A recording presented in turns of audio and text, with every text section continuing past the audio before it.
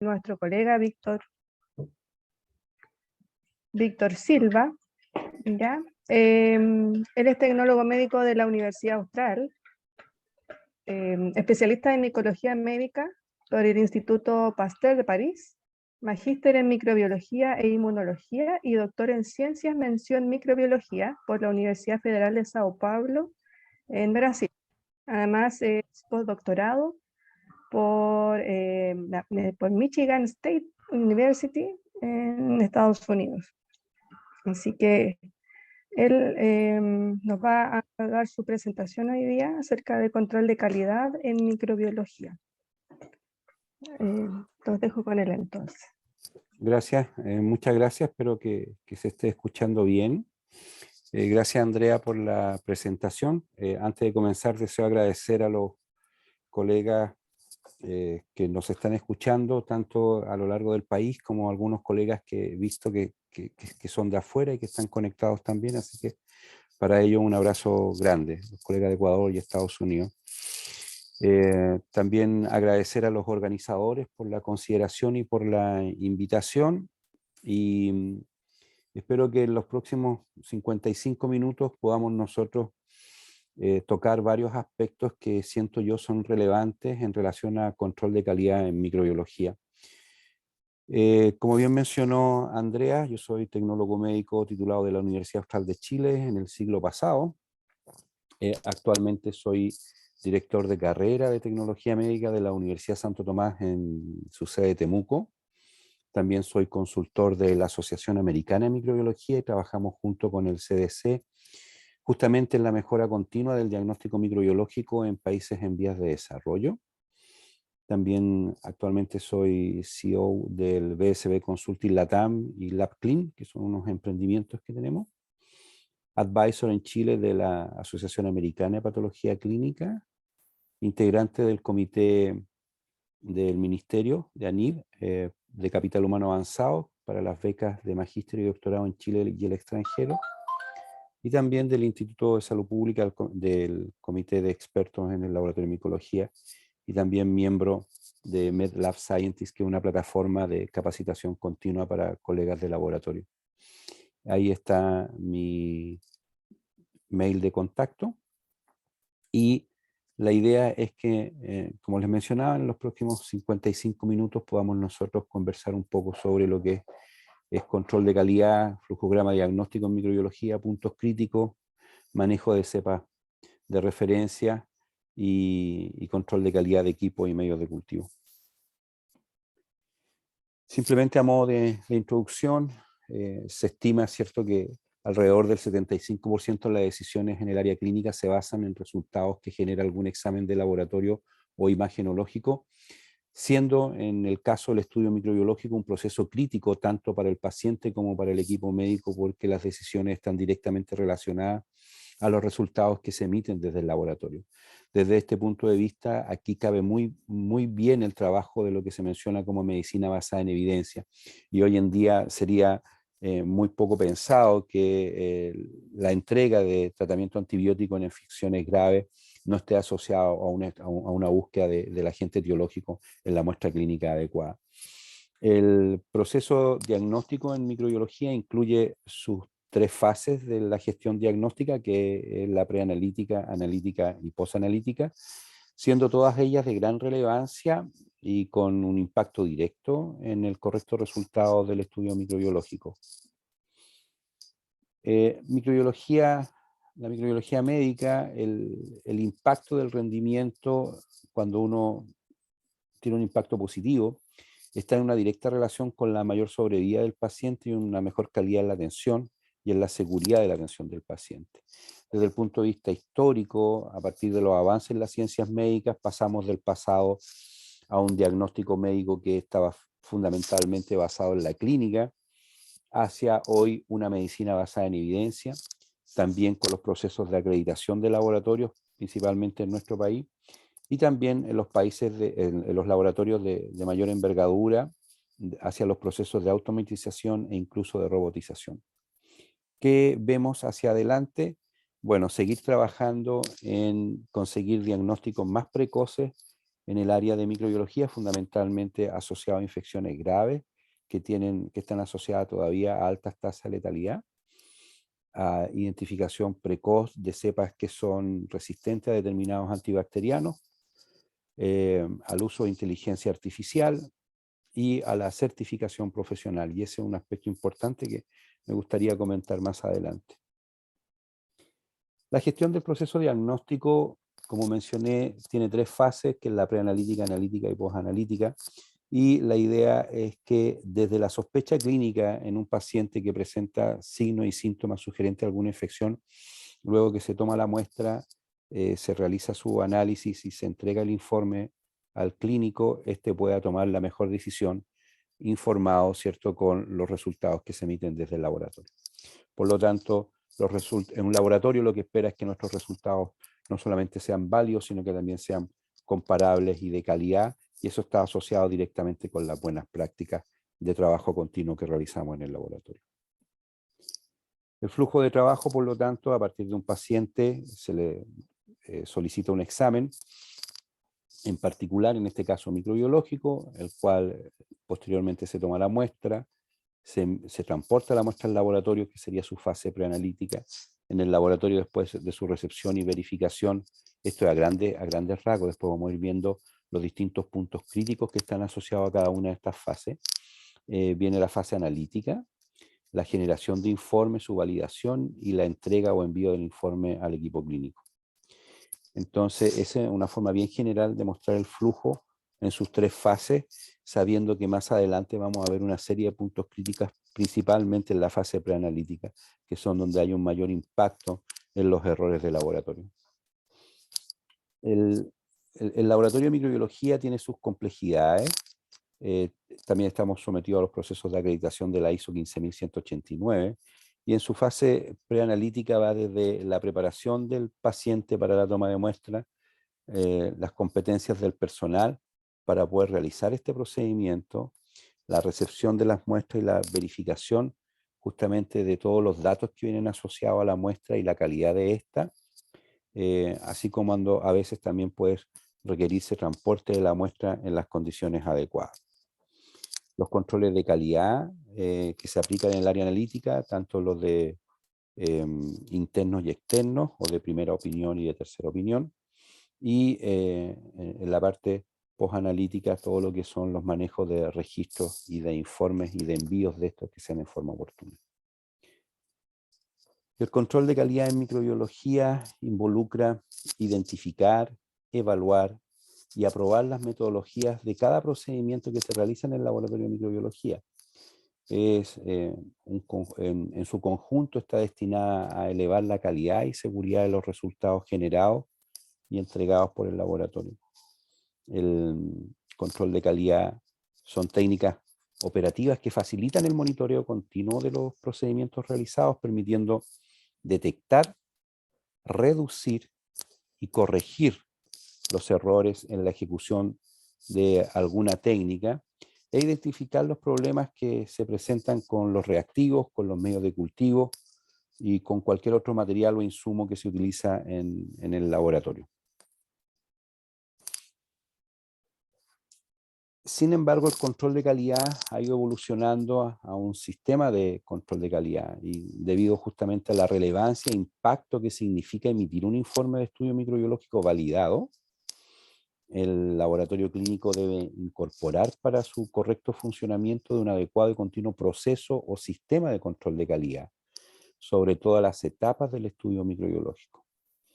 La serie de acciones que evalúan y documentan el desempeño de todos los aspectos de los procedimientos, es decir, la calidad de la muestra, que esta muestra sea en realidad representativa del sitio de infección, y cuando no se puede obtener la muestra representativa del sitio de infección por dificultades técnicas en relación a las condiciones del paciente, que la muestra alternativa sea la mejor muestra posible, sabiendo que va a tener un impacto negativo en lo que es la sensibilidad y en la especificidad, en la eficiencia de las tinciones, reactivos, en los medios de cultivos, en los equipos e insumos para la detección y el adecuado aislamiento del agente etiológico, caracterización de este de su susceptibilidad antimicrobiana para que pueda ser empleado como guía terapéutica, así como la emisión oportuna del informe al equipo clínico.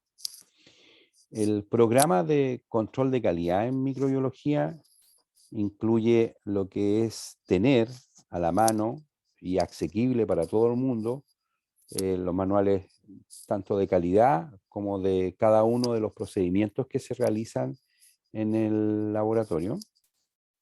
Estos son realizados por el equipo profesional del mismo centro asistencial, normalmente en armonía o siguiendo las guías y directrices de los centros de referencia de cada uno de los países. Dentro de los controles de calidad, la aplicación del control de calidad interno, que ustedes saben que monitoriza la calidad de los resultados y acepta o rechaza las series analíticas luego de aplicación de sus controles, digamos. El control de calidad externo, que está más asociado a determinar el desempeño de cada uno de los laboratorios que reciben las muestras. También el programa de control de calidad ve los protocolos de técnicas y uso de equipo, el programa de mantención de los equipos y calibración de los equipos, el desarrollo de ciclos de educación continua en todo el personal del laboratorio, y esto es en forma obligatoria por lo menos una vez al año, los procesos de bioseguridad, documentos que especifican las hojas de ruta y acciones correctivas, documentos para registro, seguimiento y verificación de las no conformidades y la supervisión sobre los reportes generados en el trabajo diario. En bioseguridad también se incluye lo que es disposición de material sucio y sucio contaminado, que sería REAS. Entonces, cuando nosotros vemos nuestro flujograma de diagnóstico en microbiología, que se inicia con la sospecha clínica en base a los signos y síntomas que tiene un paciente, y se solicita una toma de muestra, que ya mencionamos que la calidad de la toma de muestra en microbiología está en relación directa con la calidad del resultado del examen. Este se va al laboratorio de microbiología y o al laboratorio de anatomía patológica, dependiendo cuando hay tejido involucrado. Y en el laboratorio de microbiología se destina, la gran mayoría de las veces, a un examen microscópico directo, que puede ser a fresco o frotis, y aquí se realiza un informe preliminar. ¿Ya? Aquí estamos, digamos, la primera parte sería la parte preanalítica, y aquí estamos en la parte analítica, y al emitir un informe preliminar, estamos en la parte post-analítica. En muchos de los cuadros infecciosos, principalmente cuando son graves o de valores críticos, el resultado del examen microscópico directo tiene una tremenda relevancia para las decisiones clínicas, y aquí se debe emitir un informe preliminar, y eso tiene que estar también estipulado adecuadamente en los protocolos, en los manuales de los procesos que se realizan en el laboratorio. Luego la muestra se va para cultivo, primero para su aislamiento, utilizando una combinación de medios básicos, selectivos y diferenciales, y posteriormente la identificación, que puede ser por método más convencional o comercial, con técnicas más manuales o automatizadas de identificación, incluyendo incluso pruebas de detección o de identificación por biología molecular o por espectrometría de masa. Y también en microbiología o asociado al diagnóstico microbiológico tenemos lo que es inmunodiagnóstico, que va tanto la detección de antígenos circulantes como de anticuerpos, dependiendo de cuál sea la estrategia para la enfermedad respectiva. Cuando se tiene el agente etiológico aislado y está en proceso de identificación, en paralelo, en la gran mayoría de las veces también realizamos métodos de sensibilidad antimicrobiana, tanto para bacterias como para levaduras y para varios hongos filamentosos, dependiendo del sitio de aislamiento. Y ahí se emite entonces el informe final, que le permite al clínico, después de haber recibido un informe preliminar, o si en este caso era una muestra de una infección no grave, instaurar o corregir el tratamiento antibacteriano, ¿ya? O antifúngico o antiviral. ¿Por qué aplicar control de calidad? Porque este mide la precisión, que sería la repetibilidad y exactitud de los procedimientos de exámenes, el rendimiento del reactivo utilizado en la prueba y las acciones de las personas que realizan la prueba y leen los resultados.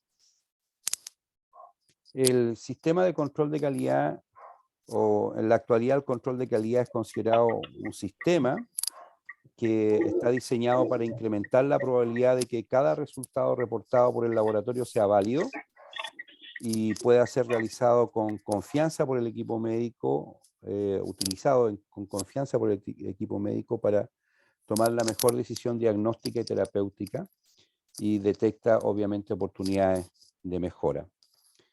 La microbiología clínica es una especialidad cuyo rendimiento es muy dependiente de las competencias y experiencias tanto del profesional del laboratorio como también de todo el equipo humano que participa en los procesos de diagnóstico, tanto en su fase preanalítica como también en la analítica, nuestros técnicos de laboratorio, y la fase postanalítica.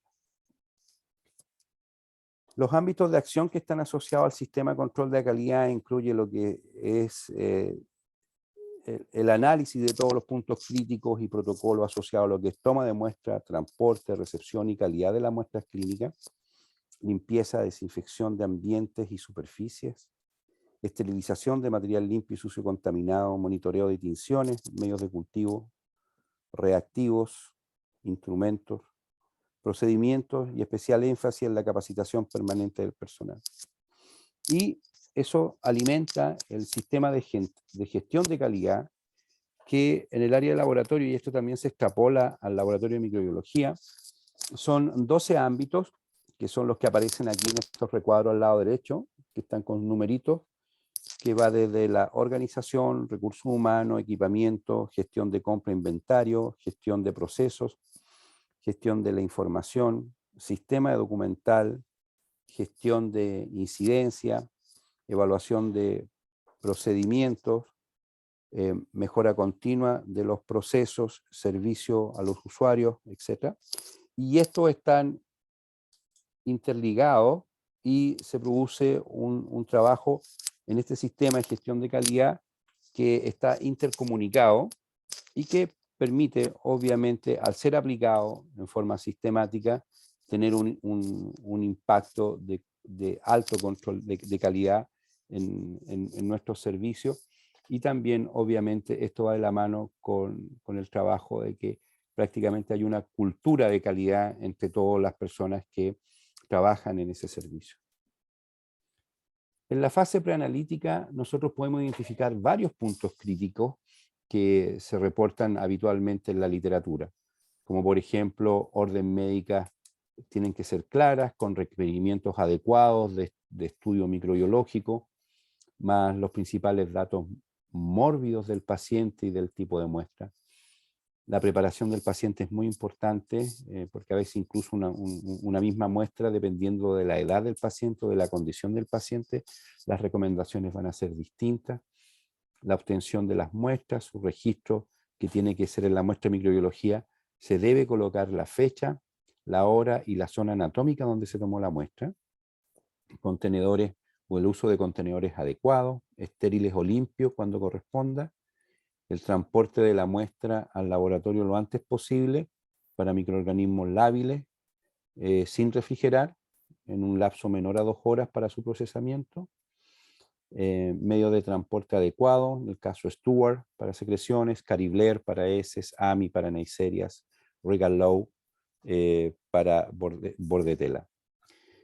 Recepción de muestras en el laboratorio y criterios claros y socializados de rechazo. Esto es muy importante porque implica un trabajo muy importante con el equipo clínico y de enfermería para establecer los criterios de rechazo de muestra. El traspaso de datos demográficos y los exámenes solicitados tanto al sistema informático del hospital como del laboratorio. Preparación de muestras para su procesamiento y la trazabilidad y custodia de las muestras. ¿Cuáles son las principales muestras clínicas que se trabajan en el laboratorio? La mayoría de los laboratorios son las orinas, y estas orinas son fundamentalmente segundo chorro, y en el caso de hospitales que tienen UPC y cirugía y medicina, también de catéter, muy poco de punción suprapúbica. Otras muestras que son altamente relevantes por su impacto que presenta es las muestras de hemocultivo,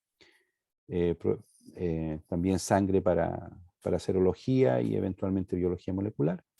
Líquido cefalorraquídeo y otros líquidos de zonas estériles también son altamente relevantes, así como muestras respiratorias, tanto de desgarro profundo como de aspirado traqueal y lavado bronquialveolar, muestras respiratorias superiores como orofaringe y nasofaringe, muestras de heridas, tanto de heridas quirúrgicas como de heridas crónicas, ¿cierto?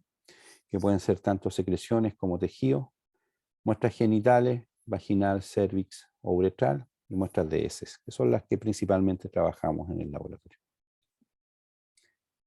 En algunos laboratorios especializados también se puede trabajar muestra de tejido ocular, por ejemplo, si es que hay oftalmólogos que trabajan con úlceras corneal, etc.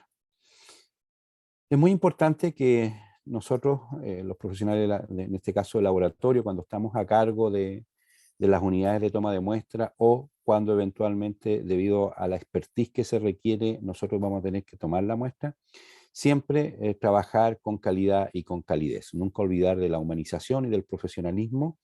Hoy en día la población necesita de un tratamiento, de una atención más humanizada y nosotros tenemos que acordarnos de eso, principalmente cuando trabajamos con población vulnerable, tanto niños como adultos mayores. Las muestras clínicas debe ser representativa del sitio de infección para garantizar un buen rendimiento de cada prueba microbiológica y en consecuencia de una adecuada correlación entre el diagnóstico microbiológico y el diagnóstico clínico. En casos muy específicos y justificados se puede obtener una muestra clínica alternativa, la que impacta en la sensibilidad y especificidad y en los valores predictivos del estudio microbiológico,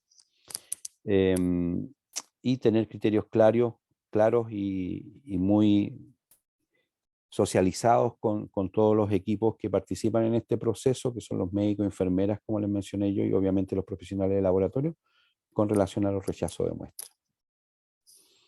Las recomendaciones para toma de muestras generales, ¿cierto? Recordar que el rendimiento del estudio microbiológico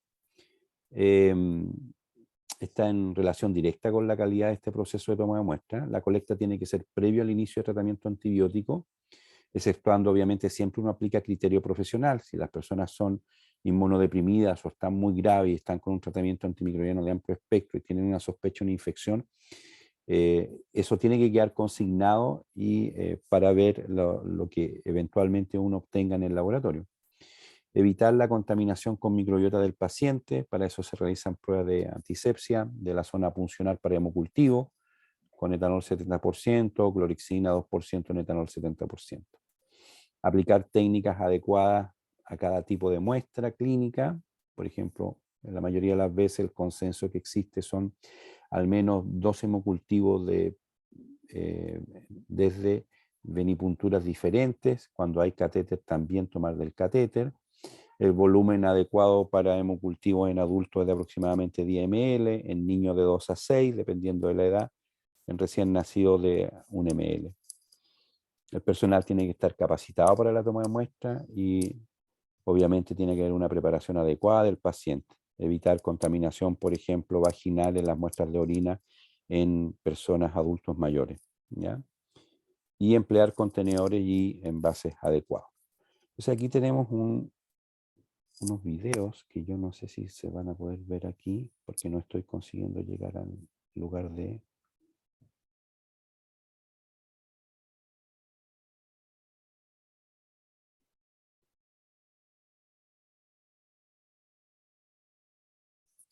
Ya. No se vieron los videos.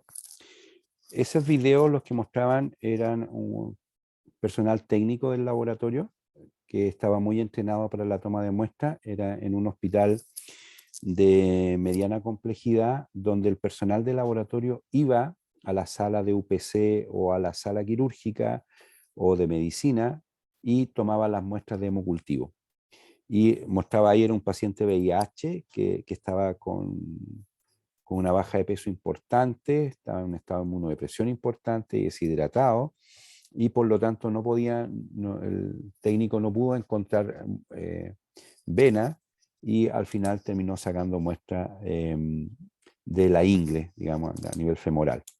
Y la tasa de contaminación de hemocultivos que ellos tienen es bajísima en comparación a otros hospitales donde son otros los profesionales que toman las muestras de hemocultivo. Eso es lo que quería yo comentarle. Bueno, esto es simplemente mostrar aquí, en el caso de las fotografías que están al inicio, son del medio, son 3 cuadros de candidiasis oral, pero de presentaciones clínicas distintas. El de arriba es la presentación clásica, Muguet, con queilitis angular, donde aquí la muestra se puede tomar raspando la lesión con un bisturí o con una cureta sin filo, y ese material que se raspa se puede colocar después en un hisopo, en una tórula, y se envía al laboratorio en un medio de transporte o en un tubo con solución salina. La muestra que está al lado derecho, que tiene una presentación clínica que se llama pseudomembrana de la lengua, esta sí o sí solo se debe raspar para poder obtener la muestra, y ese raspado se puede posteriormente recoger con una tórula o con un hisopo y enviarla al laboratorio de la misma forma que expliqué anteriormente. Y al lado, donde se ve un paladar duro y blando bien rojizo, ese es de un adulto mayor que utilizaba una placa y que tiene una candidiasis oral, pero no se ven lesiones porque las cándidas están invadiendo, digamos, el tejido, y ese epitelio está muy fino, está muy débil. Entonces la lógica indicaría raspar para obtener la cándida. Sin embargo, si nosotros raspamos, vamos a ulcerar y después el abuelito no va a poder colocarse la placa y va a tener dificultades para alimentarse. Por lo tanto, tenemos que buscar una muestra alternativa.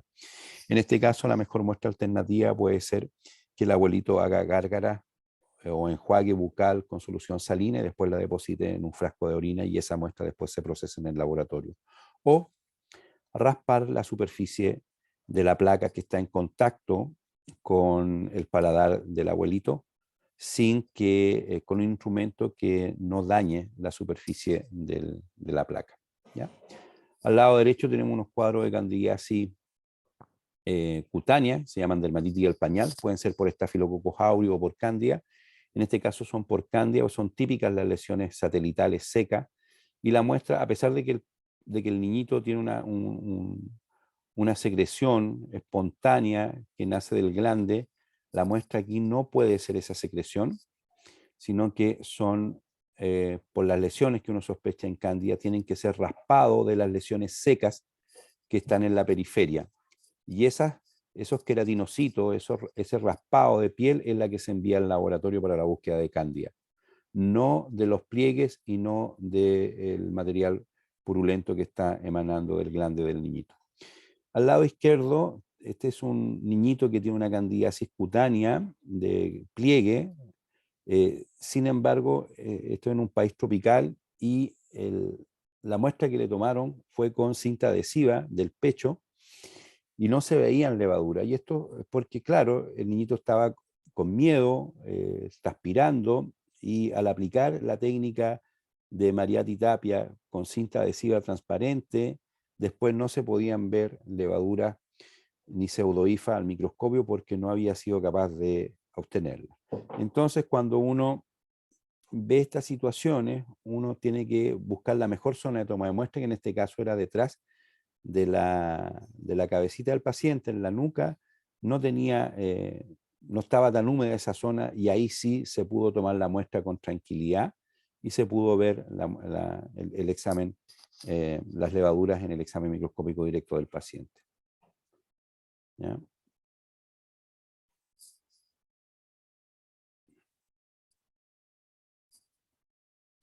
Bien, las muestras clínicas, entonces, el procedimiento de colecta, tipo y cantidad de muestras, condiciones de almacenamiento, indicaciones de su transporte deben estar especificadas y explicadas en el manual respectivo. Pero no solamente quedarnos nosotros contentos con tener este material y repartirlo a las distintas unidades del centro asistencial o de las unidades periféricas o externas de toma de muestras, sino que nosotros tenemos que programar las capacitaciones respectivas y la socialización de algunos aspectos principales de las tomas de muestra, porque eso va a estar en directa relación con una buena toma de muestra y por ende muestras representativas del sitio de infección.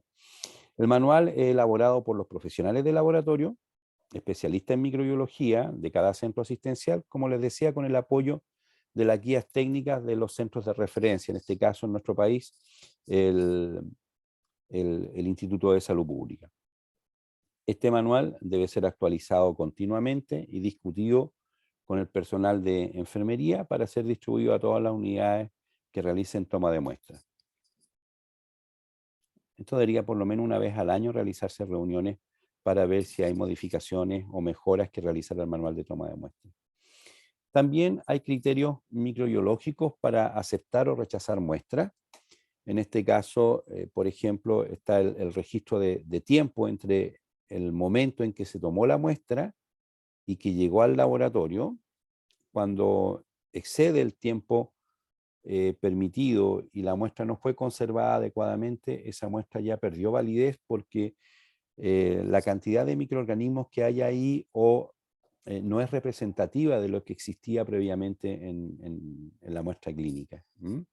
Fundamentalmente cuando vienen de sitios que pueden estar colonizados. El registro de rechazo de muestras por no cumplimiento de parámetros preanalíticos, así como analíticos, debe quedar siempre estipulado tanto en medios físicos como electrónicos. En este caso, por ejemplo, las imágenes que están acá abajo es de una muestra de aspirado traqueal que antes de realizar el cultivo cuantitativo, estas muestras de aspirado traqueal deben realizarse un cultivo cuantitativo. Uno observa con una objetiva menor, que sería de 10 por la objetiva y el ocular de 10, por lo tanto un aumento de 100 en total, y hace un barrido y debería haber, luego de ver por lo menos unos 20 campos microscópicos, menos de 10 células epiteliales en promedio por campo microscópico y un número igual o superior a 25 polimorfos nucleares por campo microscópico. Las fotografías que están abajo están con objetiva mayor, que justamente es para poder mostrar, digamos, la diferencia entre el tamaño de las células epiteliales que están al lado izquierdo, con bacterias que hay de distinto tipo, ¿ya? De distinta morfología y de distinto gram. Y al lado derecho hay una muestra que no se ve, por lo menos acá, a simple vista, células epiteliales, que presenta una gran cantidad de polimorfos nucleares y que hay un predominio evidente de diplococos gram positivo, ¿ya? Entonces la muestra a la derecha, por criterios microbiológicos, es rechazada a partir de este gram y no se cultiva esa muestra, no se debe cultivar, y al lado derecho sí es aceptada esa muestra y pasa para cultivo cuantitativo en agar sangre y agar chocolate.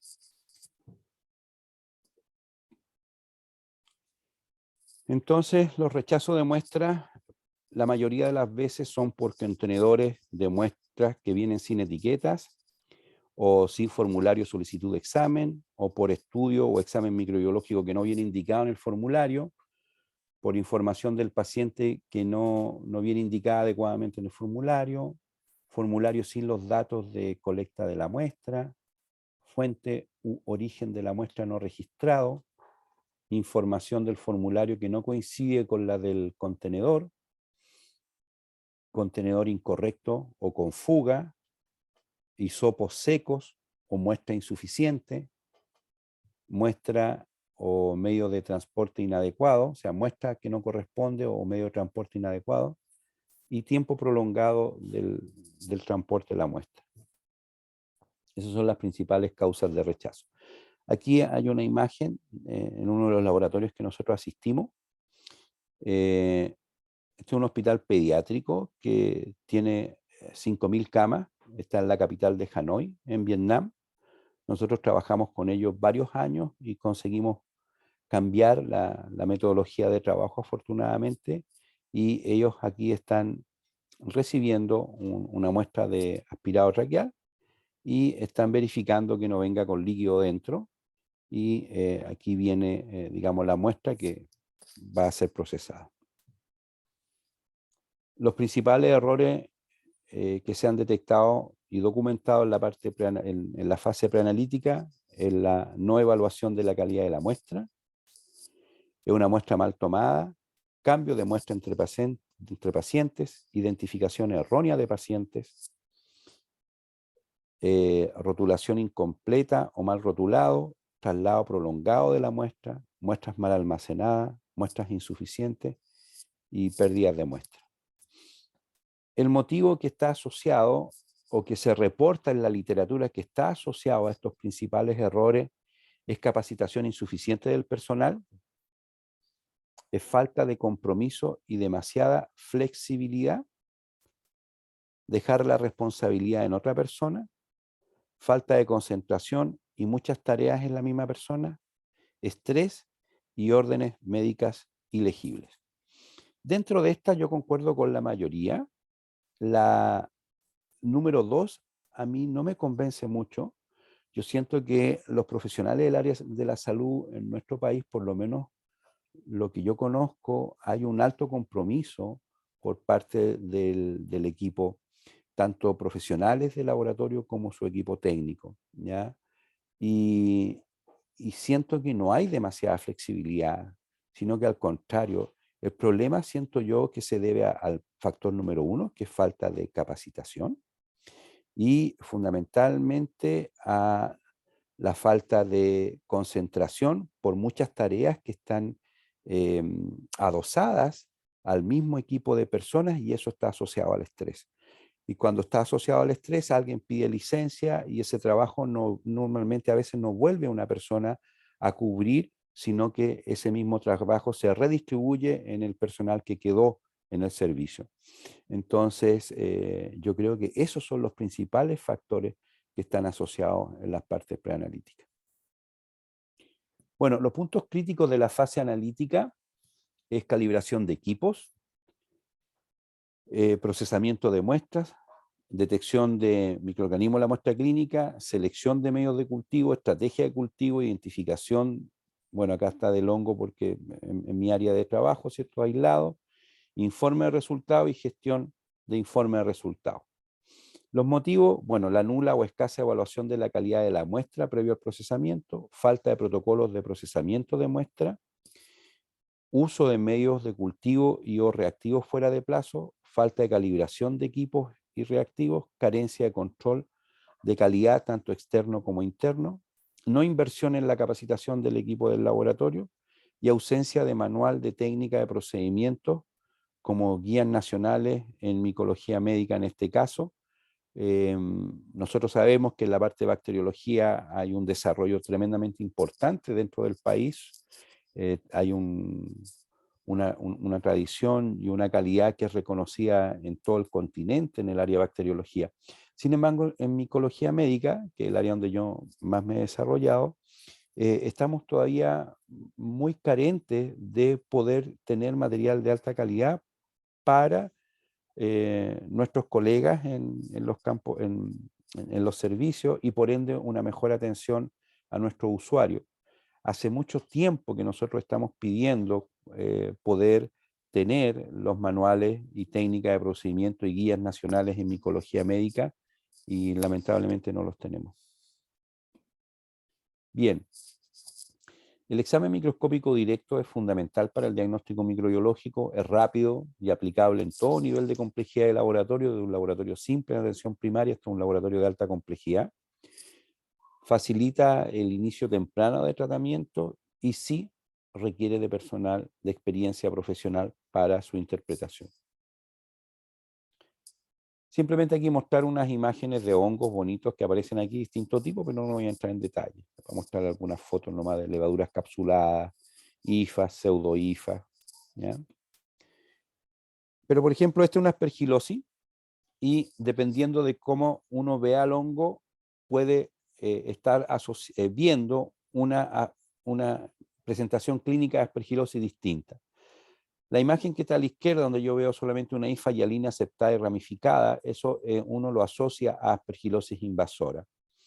La del centro, donde yo veo incluso estructuras reproductivas del aspergillus, yo veo aquí una cabeza aspergilar con una corrida de fiálides que cubre 2/3 de la cabeza aspergilar y conidios que se proyectan en forma columnar. Yo puedo incluso diagnosticar de que este aspergilo es de la sección fumigati, ¿ya? Tiene una gran, yo después lo verifico con el cultivo. Pero esto yo no lo veo en aspergilosis invasora, esto yo lo veo en aspergilosis broncopulmonar alérgica. A la derecha es un corte de anatomía patológica teñido donde yo con Gomori-Grocott, que son todas las líneas negras que son hongo, y esto es una bola fúngica aspergilar, ¿ya? Pulmonar, ¿ya? Entonces, dependiendo de cómo se vea el hongo, me está mostrando que hay una presentación clínica distinta. Y para eso se necesita experiencia. Bueno, el cultivo, para su aislamiento, a veces utilizamos medios cromogénicos donde nos permite no identificar el agente etiológico, sino que ver si hay alguna característica especial que nos puede ir orientando hacia un diagnóstico o ver si existe un cultivo monomicrobiano o polimicrobiano, como en este caso, que es un hemocultivo de un paciente, de una guaguita, y una de las cepas, en este caso de color verde, era una Candida albicans y la colonia más pálida, una Candida parapsilosis. ¿Por qué necesitamos nosotros seguir trabajando para identificar cada vez en menor tiempo posible los agentes etiológicos de infecciones invasoras? Principalmente porque cada vez que nosotros demoramos una hora en entregar un diagnóstico de infección bacteriana en un paciente que tiene una sepsis por bacteria, este paciente aumenta en 7,6% la tasa de mortalidad, ¿ya? Entonces la tasa de mortalidad pasa de un 20% en menos de una hora a 67% a las 4 horas y a 80% a las 12 horas. Y cuando es por levadura sucede algo similar. Por lo tanto, el uso de lo que es laboratorios 24/7, el uso de lo que son las técnicas de identificación automatizadas como Vitex o Phoenix, el uso además o muchas veces desde las muestras de hemocultivo positiva, utilizando pruebas de biología molecular como BioFire o FilmArray, como ustedes quieran llamarlo, tiene un impacto tremendamente importante en disminuir la cantidad de horas en la detección y en la identificación de la gente. Y cuando lo tenemos a veces en un cultivo, puede también utilizarse obviamente el espectrometría de masa, ¿ya? Puede ser cualquiera de las marcas que tenemos disponible en el mercado. Entonces, la inversión de tiempo o la ganancia de horas está en directa relación con la mayor tasa de sobrevida. En las infecciones tenemos los mismos equipamientos que en Europa, sin embargo nosotros seguimos teniendo tasas muy altas de mortalidad en nuestros pacientes y eso se debe muchas veces a una serie de factores no necesariamente vinculados a la emisión del informe desde el laboratorio, sino que ahí en el posanalítico hay un problema grave, porque si el informe salió a las 2 de la mañana desde el laboratorio, el médico pudo haberlo visto recién a las 7:30, 8 de la mañana, y cuando hizo la visita. Y ahí comenzó, digamos, la búsqueda o la solicitud de tratamiento, y se perdieron horas valiosas. Los puntos críticos de la fase posanalítica, bueno, la preparación del informe, validación de resultados, comunicación de resultados. Los errores más frecuentes, resultado que no corresponde al paciente, entrega de resultado por teléfono, validación sin integración, pérdida de resultado, informe y entrega tardía. Desde mi punto de vista, la capacitación al personal técnico y profesional es fundamental. Ellos son la piedra angular de todo el sistema de control de calidad y ellos son las personas que tienen que estar muy bien capacitadas, no solamente en control de calidad, sino que también en todas las técnicas y procedimientos que se están implementando o que se realizan continuamente en el laboratorio. Y no solamente al que trabaja en microbiología, sino que también a los colegas de cuarto turno, ¿ya? Que principalmente se quedan en la noche trabajando. Y si viene una muestra de urgencia, ellos tienen que tener la capacidad de distinguir si un diplococo gram negativo en un leuqueocefalorraquídeo o son cocobacilos gram negativo, porque eso te orienta completamente diferente el diagnóstico y el tratamiento en el caso y las acciones que se deben realizar con el paciente. Bueno, Las cepas ATCC o de cultivos de colección se emplean continuamente en el laboratorio de microbiología para el control de calidad de tinciones, de medios de cultivos básicos, enriquecidos, selectivos y diferenciales, para la sensibilidad antimicrobiana, cualitativa y o cuantitativa, para evaluar los reactivos de pruebas diferenciales, los antisueros, para inmunodiagnóstico y para la identificación microbiana por los sistemas manuales, semiautomatizados y automatizados. Aquí hay una pequeña lista solamente de algunos agentes con su codificación de ATCC. ¿Mm? Ahora, ¿cómo se trabaja? ¿Cómo se guardan esto? Normalmente se crioconservan, puede ser en skim milk o leche descremada o en estos criotubos que tienen perlitas en su interior, que se hace un inóculo denso, después se saca el exceso de medio y quedan las perlitas impregnadas con el inóculo y después se saca de a una para irlas trabajando. Cuando se congelan a menos 70, la mayor duración que tienen y es lo que se recomienda, ¿ya? Siempre congelados. Ojalá a menos 70. ¿Cómo se trabajan estas cepas? A partir de estos tubos, que son los tubos que se obtienen a partir del liofilizado que uno compra, uno siembra, hace varios tubos, pues más de 10, y una vez al mes uno saca un tubo, y saca una perlita, o en este caso puede sacar un poco del congelado de la leche descremada, o de otro medio si es que lo está utilizando, que normalmente pueden ser medios enriquecidos con glicerol al día o 15%, y se traspasa a una placa de agar sangre, que esa se llama F1. Esa placa de agar sangre sirve para realizar control de calidad durante un mes, pero no se trabaja desde la F1, sino que inmediatamente después de crecida la bacteria, se repica a otro tubo que se llama F2. Y a partir a otra placa de agar sangre que se llama F2. Y a partir de la placa de cultivo F2 es que se realizan los controles de calidad tanto de tinciones como control de calidad principalmente de antibiograma, que se hacen en forma muy frecuente, o de reactivos. Y si en la misma semana yo necesito realizar un nuevo control de calidad de esa placa F2, yo hago un F3. La placa, por lo tanto, de cultivo F3 dura un día, la placa de cultivo F2 dura una semana y la placa de cultivo F1 dura un mes. Y cada semana yo voy haciendo mi F2 y a partir de ahí sigo trabajando.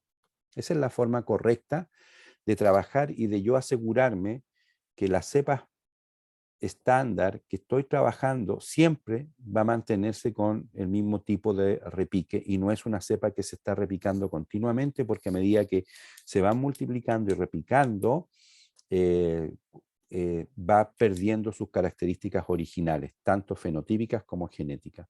Y probablemente la muestra que yo llevo 2 o 3 años repicándola continuamente ya no tenga nada que ver con la cepa original que yo compré. Esta es la forma adecuada de trabajar con las cepas de referencia.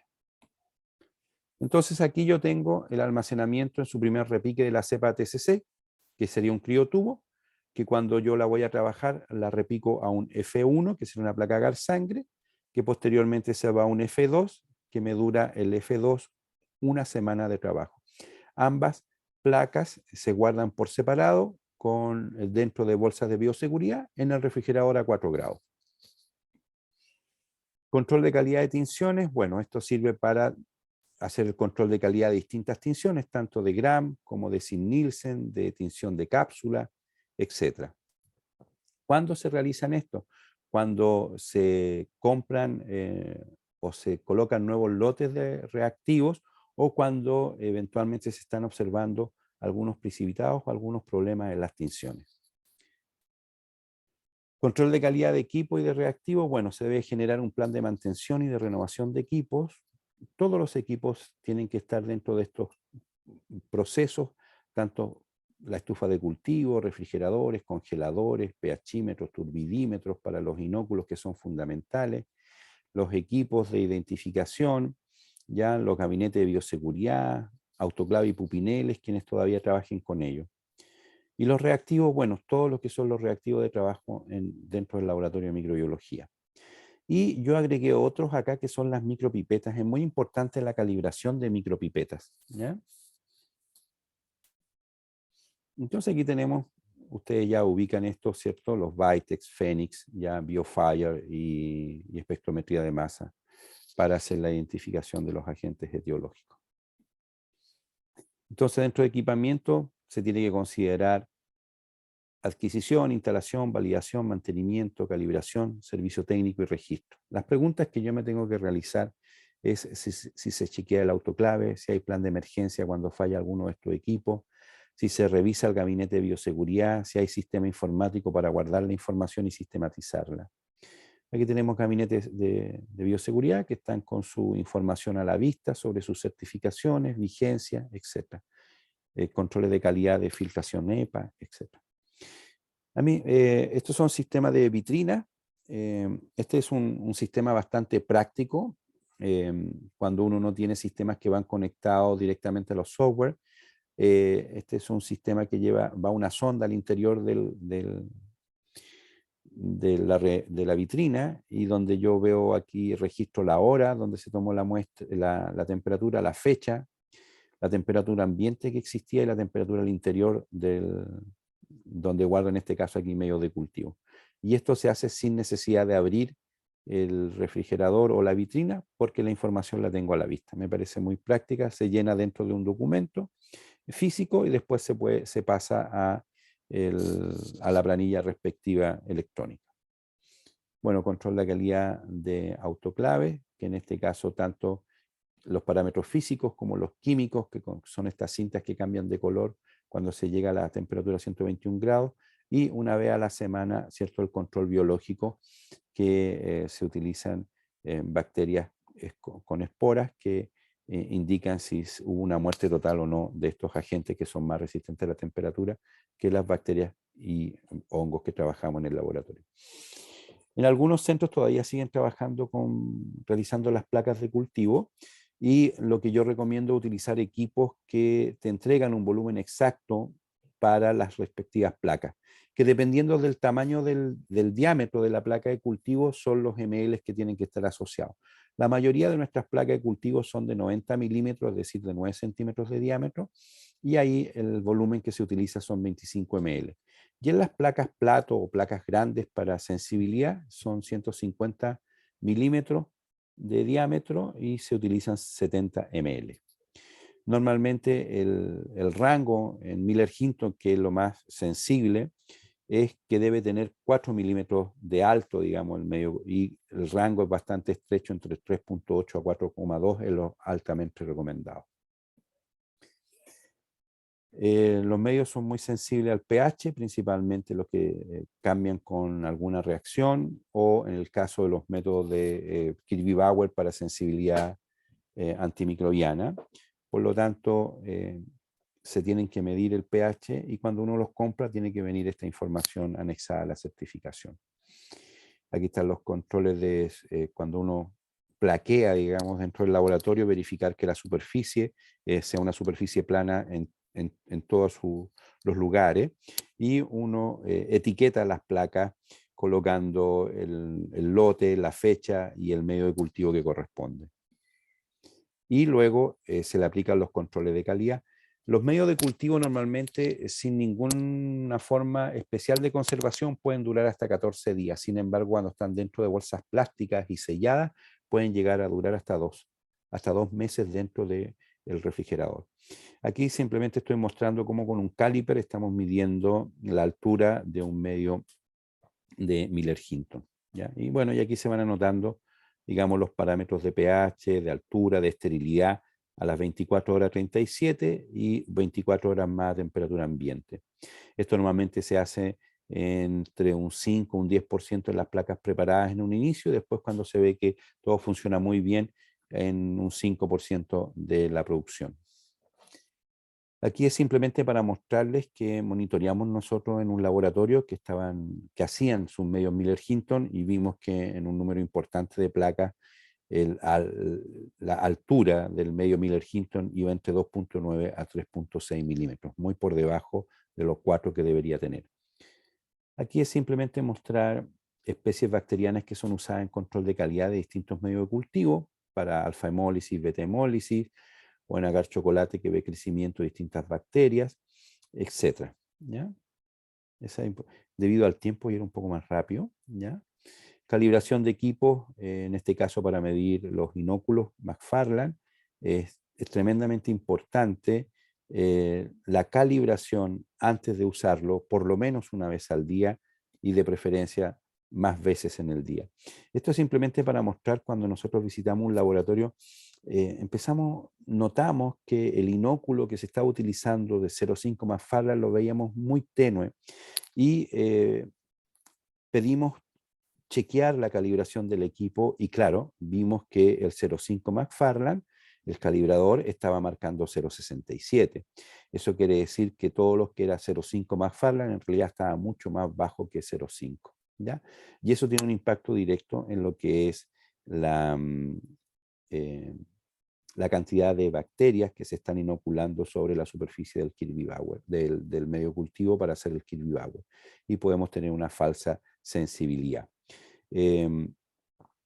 La calibración de estos equipos no dura más allá de un minuto, minuto y medio, ¿no? Bueno, se tiene que registrar en fichas adecuadas el registro de los calibradores 0, 0,5 con sus respectivos rangos, que es el lugar donde tiene que estar, y si se aprueba o no se aprueba y quién fue la persona que lo realizó. ¿Ya? Como le digo, tanto en forma manual como después en archivos digitales. El control del medio cultivo Miller-Hinton es muy importante y se utilizan generalmente para ver su composición química, dos bacterias, Enterococcus fecalis, este es la cepa TCC, que lo que mide es frente al sulfametroxazón trimetopin, y que tiene que dar una zona de inhibición mayor o igual a 20 milímetros, y aquí lo que estamos midiendo es la timidina. Y la presencia de cationes lo vemos con la evaluación de pseudomonas aeruginosa frente a gentamicina, donde la zona de inhibición tiene que ser entre 17 a 23 milímetros. Y se anotan estos resultados en fichas ad hoc. A mí me gusta mucho el uso del caliper de estos nuevos que vienen ahora con un visor, donde aquí aparece la cantidad de milímetros de lectura y que facilita mucho, obviamente, su registro. Bueno, aquí están las cepas que normalmente se utilizan de bacterias para el control de calidad del Kirby-Bauer.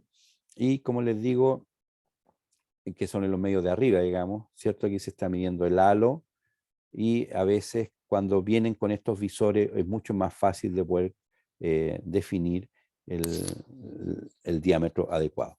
Y la foto que está aquí abajo a la derecha es simplemente ese Bordetella pertussis, y es un proyecto que estamos realizando ahora en 2 países de América para estandarizar esta metodología, que es en Brasil y con México, y esperamos que en alrededor de un año más podamos nosotros estar entregando información relevante al respecto para la evaluación de estandarizada de sensibilidad y resistencia a Bordetella.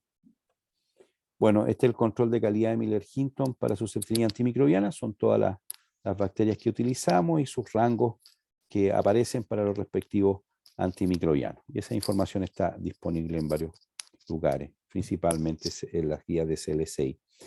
Y obviamente lo que uno espera es que en el laboratorio se pueda ir generando una cinética de los valores y poder ir definiendo que no se salga de su rango, así uno está tranquilo en relación a las pruebas de sensibilidad antimicrobiana. Los reactivos para identificación también se tienen que ir evaluando y se van anotando en las fichas adecuadas.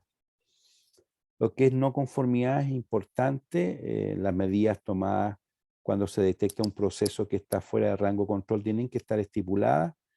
Para cada control de calidad se debe definir cuáles son las conductas a seguir frente a los valores que están fuera de control. Se debe dejar registro de la no conformidad, después se tienen que aplicar estas medidas correctivas, se debe volver a evaluar el procedimiento y dejar registro si es que se volvió a los rangos esperados o continúa el problema para seguir estudiándolo. Los registros normalmente se deben guardar de control de calidad por 5 años. Y cómo llegar a la excelencia en el laboratorio, ya voy terminando. Primero, comunicación efectiva entre todos los actores. Esto es fundamental. Una de las grandes falencias que tenemos nosotros es la no comunicación eficiente y si nosotros fortalecemos la comunicación, no necesitamos más dinero para poder mejorar la calidad, ¿ya?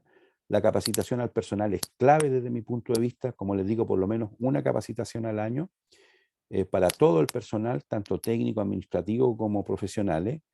Los programas y sistemas de control de calidad, su implementación, el sistema de gestión de calidad, la sensibilización sobre la aplicación de las buenas prácticas del laboratorio y los elementos de protección personal, y fundamentalmente eso. Y quiero darles las gracias y disculparme por el tiempo, me demoré 1 hora, pero me entusiasmé con algunos puntos. Así que muchas gracias y quedo atento por si tienen alguna pregunta.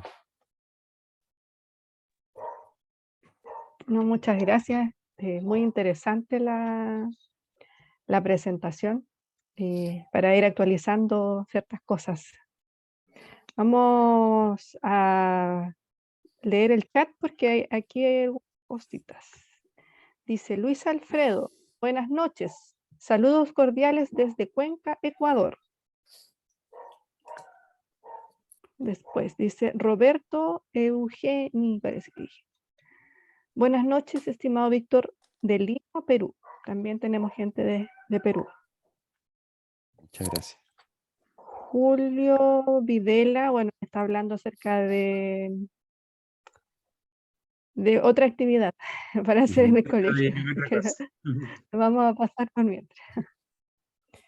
Natalie Marín dice, mi consulta es sobre la receta en que se guardan las ATCC, leche descremada y glicerol. Ah, ya, mira, para la leche descremada no hay receta, se usa leche descremada al 20%, lo que yo tengo entendido, pero igual aparecen algunos textos, están en los textos que yo coloqué como referencia, aparece ahí.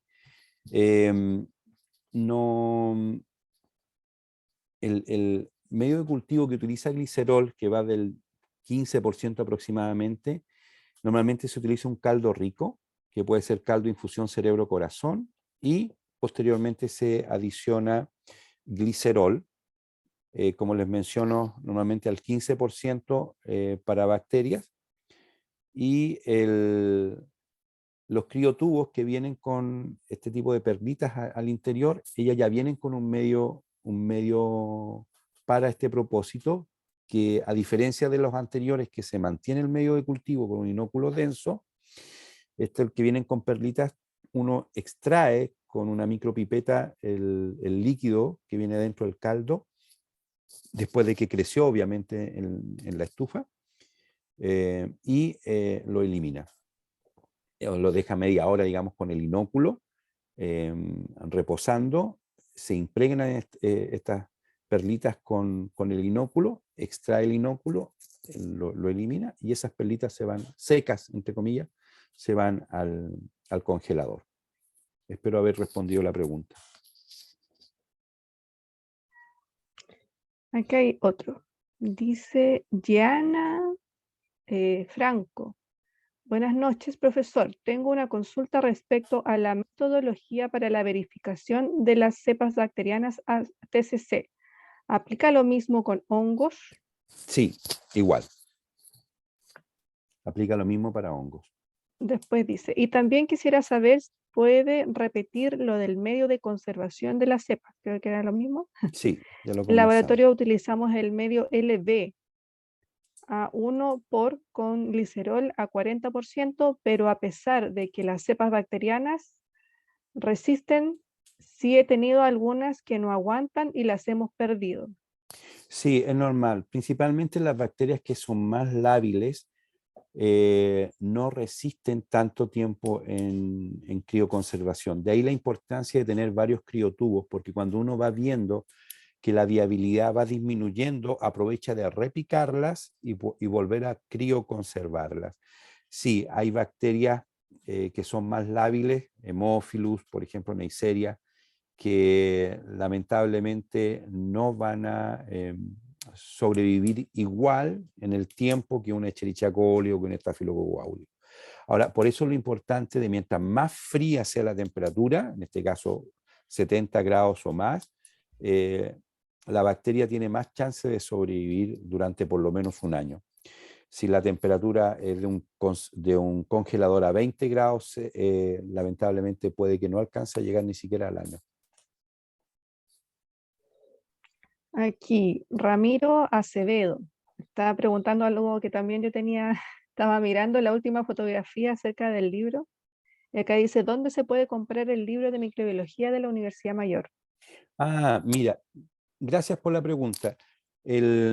Bueno, yo trabajé antes en la Universidad Mayor, ahí sacamos un libro de microbiología el año 2011, donde aparece justamente control de calidad en microbiología, un capítulo entero para eso. Y que su nueva versión la está comandando el doctor, también es colega, Claudio Alburquén, que probablemente muchos de ustedes la conocen. Y en este momento se está imprimiendo el texto por el Colegio Tecnólogo Médico, con el patrocinio del Colegio Tecnólogo Médico. Yo me imagino que el Colegio Tecnólogo Médico, una vez que tenga el tiraje lanzado, nos va a comunicar la mejor forma de adquirirlo y su precio, ya que espero sea bajito para que todos podamos comprarla. Y ahí nuevamente participo yo, pero ya no como primer autor, sino que aparece Claudio como primer autor, y el capítulo de control de calidad también viene actualizado, ¿ya? Claudia Troncoso dice, las cepas ATCC utilizadas para control de calidad, ¿qué criterios tiene en común? ¿Qué tiene para ser seleccionadas? Están descritas por, en este caso, por ejemplo, CLSI las tiene bien definidas para lo que son todo lo que es sensibilidad antimicrobiana por Kirby Power, tanto para hongos o levaduras como para bacterias. Y cada país también tiene sus guidelines o guías clínicas donde eventualmente pueden tener algunas cepas particulares. Dependiendo de la corriente, hay lugares que están más vinculados a lo que son las guías EUCAS, por ejemplo, que son las europeas, cuyas cepas de referencia no necesariamente siempre son las mismas que las americanas del CLSI.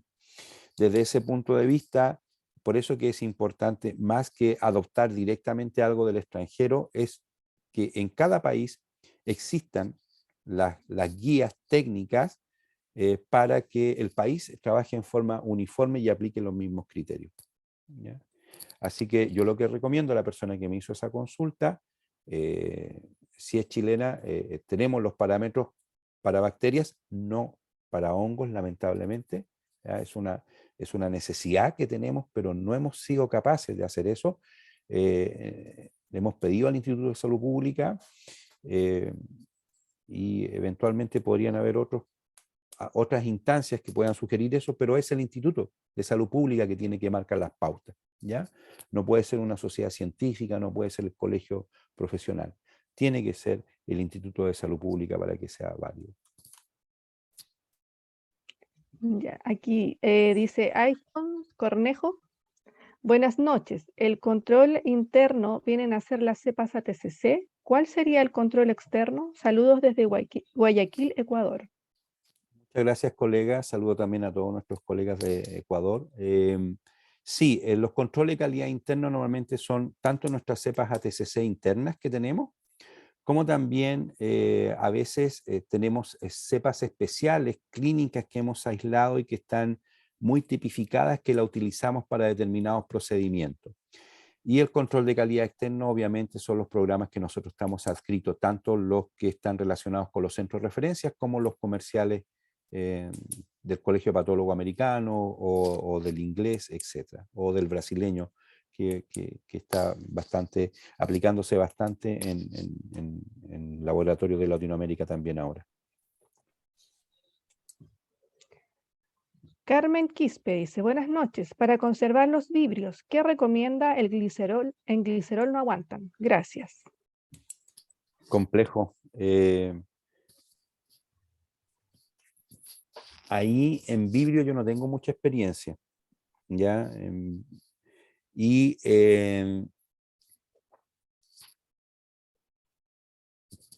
podría ser algo, pero que está un poco lejos de lo que hacemos en los laboratorios, que es con nitrógeno líquido, ¿ya? Y eso está un poco alejado de guardar en los laboratorios de referencia, ¿ya?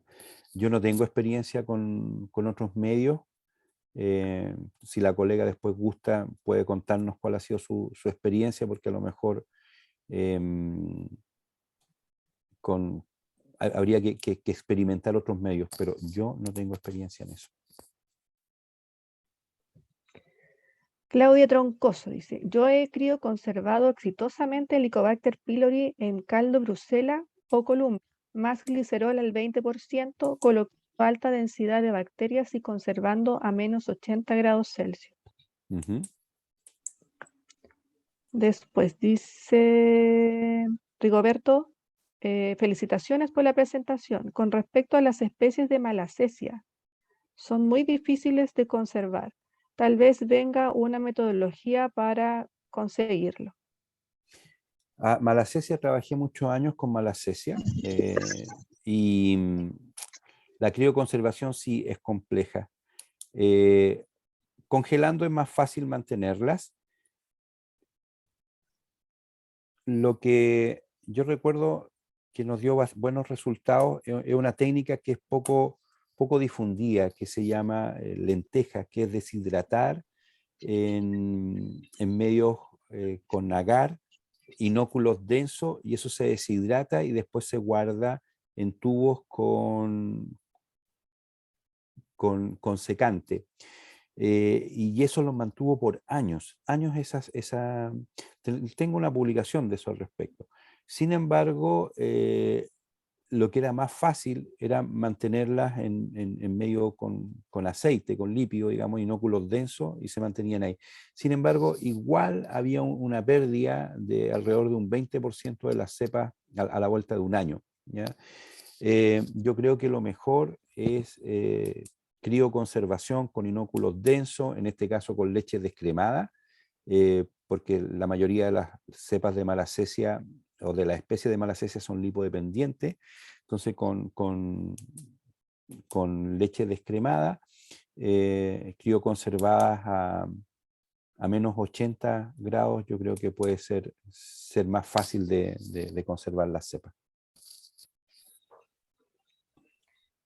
Quiero pasarle el dato, recordarles que mañana vamos a tener otra conferencia que va a ser dictada por Isabel Iturrieta, doctora tecnólogo médico, quien va a hablar acerca de neumocitis girovesi en pacientes con VIH. Ya va a ser a las 21 horas también por este mismo link. Aquí Guillermo Triviño dice, buenas noches, profesor. ¿Cuántos pasajes máximos recomienda por cada criovial? A partir del crío vial uno puede sacar uno, ¿ya? Entonces cuando uno está con las perlitas, uno saca una perlita y el resto sigue congelada, digamos. Entonces, ¿y cuántos pasajes va a tener? Bueno, ahí sacas solamente, cada perlita te va a servir para tu F1 y de tu F1 tú sacas tu F2, o sea, sacarías una perlita por mes, ¿ya?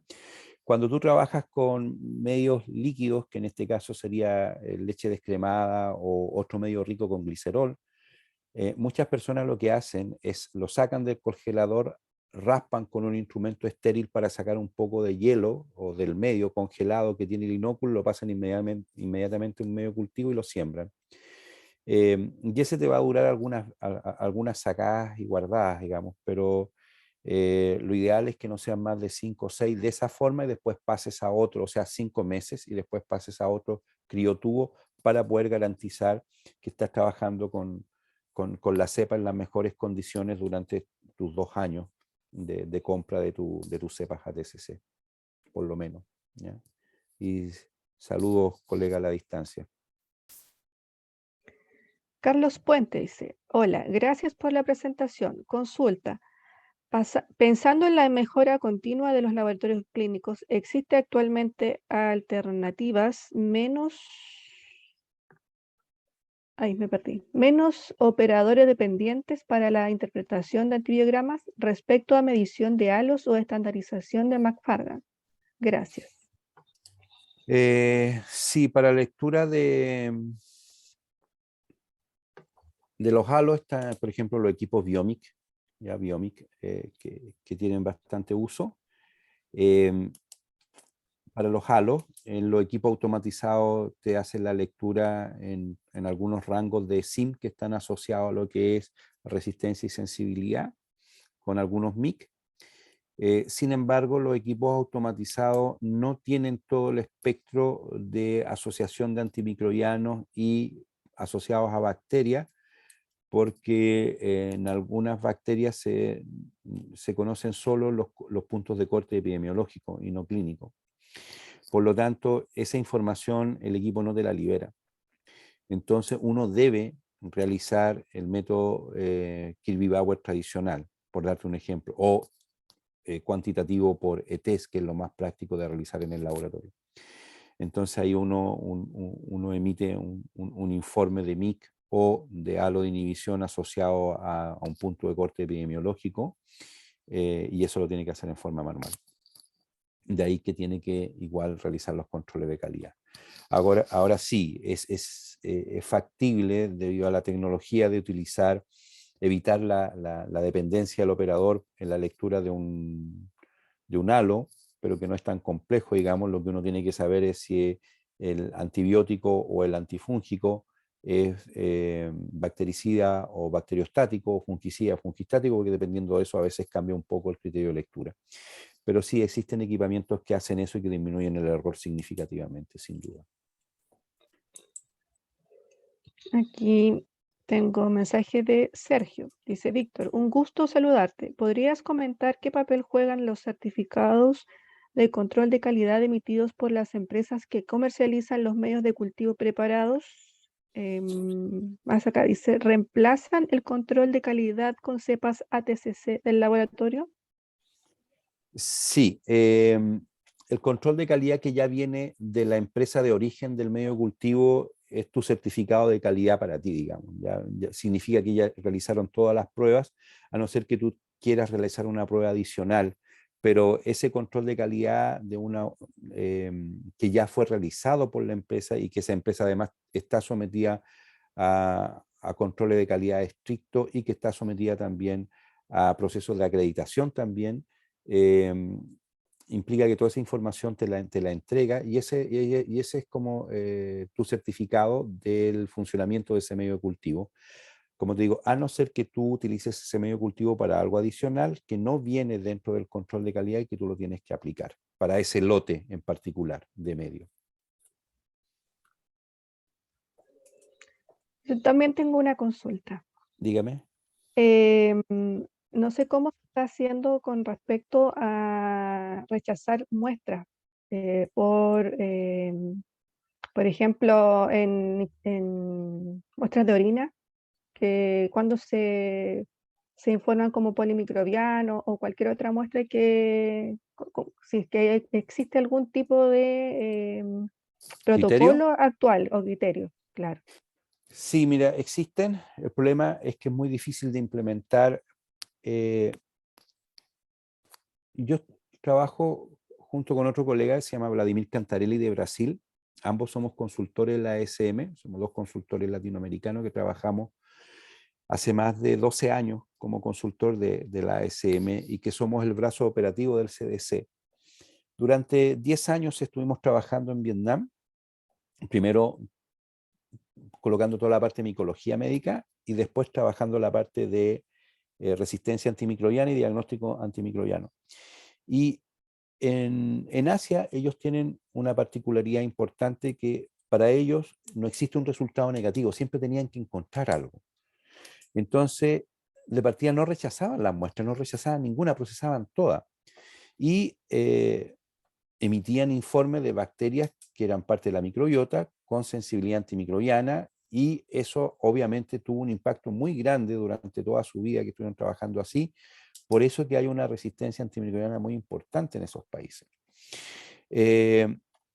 Nos costó mucho de que los colegas de esa cultura pudiesen incorporar que la forma adecuada de trabajo era no procesar todas las muestras, sino que solo las que correspondía procesar, y que algunas lamentablemente había que rechazarlas. Pero ese rechazo implicaba también tener un trabajo con el equipo médico y con el equipo de enfermería para que ellos sepan por qué se está rechazando esa muestra, y eso tiene que estar estipulado en los manuales. Entonces fue un trabajo muy largo. Y, por ejemplo, como yo muestro ahí en la muestra de aspirado traqueal, que se hace en cultivo cuantitativo, entonces si ya vienen con solución salina, porque facilita la obtención de la muestra, esa muestra ya no es representativa del sitio de infección si se hace no se puede hacer una muestra cuantitativa. Entonces tú no puedes hacer una evaluación. Esa muestra, entre comillas, se debería rechazar y solicitar una nueva muestra.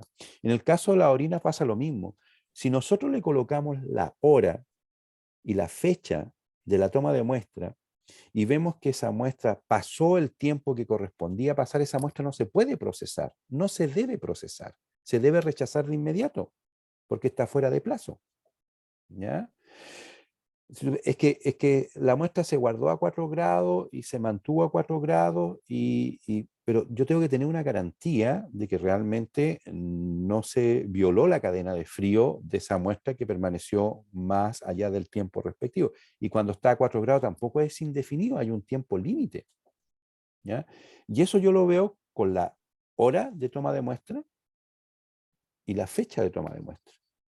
Pero yo le quiero preguntar a los colegas, ¿cuántas de las muestras de microbiología que ustedes reciben llega con la fecha y la hora de toma de muestra y la zona de donde se tomó la muestra? Pero mi pregunta va en relación a pensando en que la muestra está bien tomada, llegó al Ujú. laboratorio, se sembró, por ejemplo, y que antiguamente incluso se rechazaban o se informaban como polimicrobianos muestras porque eran microorganismos muy resistentes y se informaba como que no podía ser porque era atención primaria. Eso como que ha ido cambiando un poco porque ahora hay microorganismos muy resistentes que uno Sin duda, no tuvo idea de que habían salido del hospital hace poco, sin por duda, ejemplo, no, porque no, igual sin hay muy duda, poca información. Entonces eso sin como que ha duda. variado un poco. No, Incluso no, hay infecciones por 2 microorganismos, entonces claro. Pero por ejemplo, eso me refiero. en la muestra de orina, si la muestra fue bien tomada y se procesó, la muestra va a ser representativa del sitio de infección. Que no necesariamente el paciente tiene una infección, puede ser un control de algo. ¿Ya? Ahora, cuando hay presencia de múltiples microorganismos, se puede ver a varios factores. Todo tiene una explicación biológica, ¿ya? No necesariamente que está contaminado, ¿ya? Em, sí pudo haber sido que la muestra no fue de segundo chorro, sino que también está mezclada con la primera micción, ¿ya? Con los microorganismos que están en la primera parte de la uretra. O fue una muestra mal tomada porque la señora o el caballero se tomó la muestra en la casa sin haberse hecho el aseo previo que tiene que realizarse para poder colocar la muestra en el frasco de orina y pasó a contaminar la muestra accidentalmente. ¿Ya? Pudo haber sido eso también. Hay una serie de factores que pueden estar asociados. ¿Ya? Me acuerdo que Y yo concuerdo contigo que hoy en día en atención primaria hay microorganismos muy resistentes. Yo trabajé en el último tiempo con 2 proyectos grandes de infección de úlceras crónicas en adultos mayores, tanto con diabetes como sin diabetes.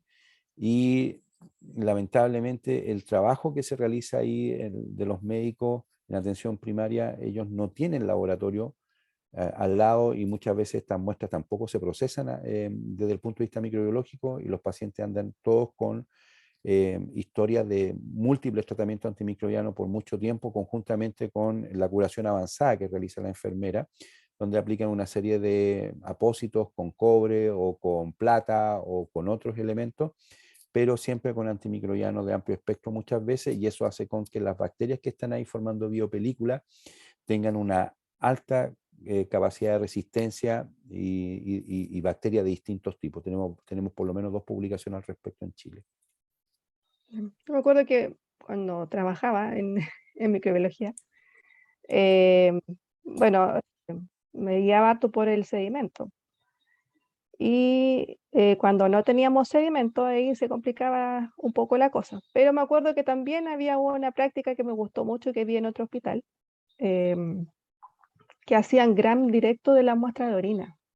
Sí, Entonces, cuando tenían estos problemas como de ver específicamente cómo estaba la muestra cuando llegó, tenían el gram y ahí verificaban si habían bacterias, si habían leucocitos y una infinidad de cosas. Me pareció que era una súper buena práctica. sí, hoy en día tiene que haber una comunicación directa muy importante en lo que es el laboratorio de bioquímica, donde normalmente se realiza el sedimento urinario con microbiología, donde se cultiva la muestra. Em, a mí me gusta mucho esa técnica que se realizaba antes, que es cuando uno tenía alguna duda, hacía un gram de la muestra de orina del sedimento y le ayudaba a poder explicar varias cosas, digamos, pero sí, hoy ya prácticamente no se hace, muy poco. En las infecciones por Candida funciona muy bien el gram. Tiene algunas otras preguntas. Dice Yana, profesor, en cuanto a conservación de hongos, ¿se puede utilizar ese medio leche descremada y Sí, glicerol?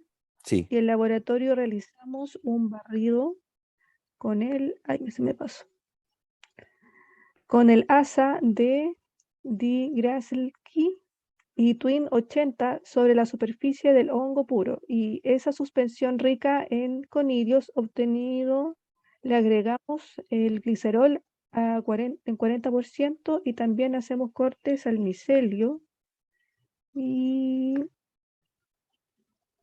Ya, micelio. la persona está hablando de hongo filamentoso y sí, mira, la leche descremada funciona mejor para levaduras porque uno las incuba, las siembra y después que sale de la estufa las conserva. En el caso de hongos filamentosos, la persona tiene razón, es mejor en este caso otros elementos como Twin 80 funciona muy bien con glicerol estéril y tanto conidios eh, como elementos fúngicos de micelio, digamos, que vienen junto en el medio cultivo. Funciona bastante bien. Dice Constanza, mi estimado, cuéntenos cómo un TM puede salir a trabajar fuera de Chile. Qué interesante, dice. El tecnólogo médico es muy bien reconocido fuera del país. La formación del tecnólogo médico en Chile es extremadamente buena en todas las universidades, tanto públicas como privadas, tanto antiguas como nuevas, porque todas están bajo un paraguas común de un metaperfil de egreso del tecnólogo médico que fue aprobado por digamos, trabajado por todas las universidades, y eso garantiza una formación bastante homogénea. Algunas universidades tienen sus particularidades que tienen una impronta más hacia una de las áreas de desarrollo, pero en el área de laboratorio clínico todas funcionan bastante bien. Bueno, para salir, solo tener ganas y ver dónde te gustaría trabajar, principalmente si eres una persona ya más joven, de menos de 35 años. Hoy en día, por ejemplo, Australia, algunos países europeos y Canadá están solicitando profesionales formados universitarios, le abren las puertas. Guillermo Triviño, que está hoy asistiendo, él está en Estados Unidos hace ya bastante tiempo trabajando allá en laboratorios de investigación, si no me equivoco, y también clínico. Tenemos colegas en Europa. Ahora, la diferencia es que el tecnólogo médico a nivel global se conoce como em, M- Medical Laboratory Scientist, que sería científico de laboratorio médico. Y esa profesión está casi en todo el mundo, en el Asia, en África, en Latinoamérica y en Norteamérica, excepto en Europa. Ya en Europa, el profesional que hace nuestra labor como tecnólogo médico es el médico especialista en laboratorio y el ayudante del médico es el técnico, el technician, el técnico. Nosotros hacemos ese trabajo profesional de laboratorio y tenemos nuestros técnicos. Entonces, no tenemos un símil en muchos de los países de Europa eh, que conocemos, como España, Francia, Bélgica. ¿Ya? Ahí normalmente son los médicos que cumplen el labor que hacemos nosotros. Pero en el resto del mundo somos nosotros. En Australia, como te digo, está muy bien valorado en Estados Unidos, que se llama tecnólogo médico, Medical Technologies al 4.º año, y el 5.º año se llama Medical Laboratory Scientist. Se tienen que realizar, si tú quieres trabajar como tecnólogo médico asistencial, obviamente convalidar tu título, y en algunos países dar pruebas que son validantes, como el EUNACOM que hacen los médicos aquí. Allá serían las pruebas de confirmación o verificación de competencia, ¿ya? En algunos países, principalmente, como te digo, en estos países desarrollados. En Canadá también hay tecnólogos médicos que trabajan allá. Y lo otro es trabajar en Médicos Sin Frontera, en ONGs, en ese tipo de... Y uno puede salir. Eso. No sé si alguien más querrá hacer alguna pregunta, puede levantar la manito, dar mostrar su experiencia. Igual quiero aprovechar de dar las gracias porque a pesar de la hora y de todo el tiempo que llevamos, hemos tenido una audiencia muy, muy amplia. Estoy muy, muy feliz, muy contento. Muchas gracias. Y llegamos a tener casi 80 participantes. Sí, sí, hubo un momento en que teníamos más incluso. Muchas gracias. Dice, muchas gracias por su excelente exposición. Juan Videla. Ok, muchas gracias entonces. Que descansen. Pues, Espero que les haya gustado. Disculpen lo rápido, pero tenía estas cositas que quería comentarles como para dar una visión global, y espero pronto poder realizar algunos cursos que veamos esto en más detalle, obviamente, y que les permita a ustedes profundizar estos temas en microbiología, porque en el área bioquímica sí hay mucha experiencia y esto está muy maduro, pero en el área de microbiología falta mucho. Y desde ese punto de vista, nosotros encantados de poder apoyar. Gracias. muchas gracias. No se olviden mañana la exposición de Pneumocystis jirovesi a las 21 horas por este mismo medio, este mismo canal. Muchas Buenas gracias. noches. Buenas noches. Chao.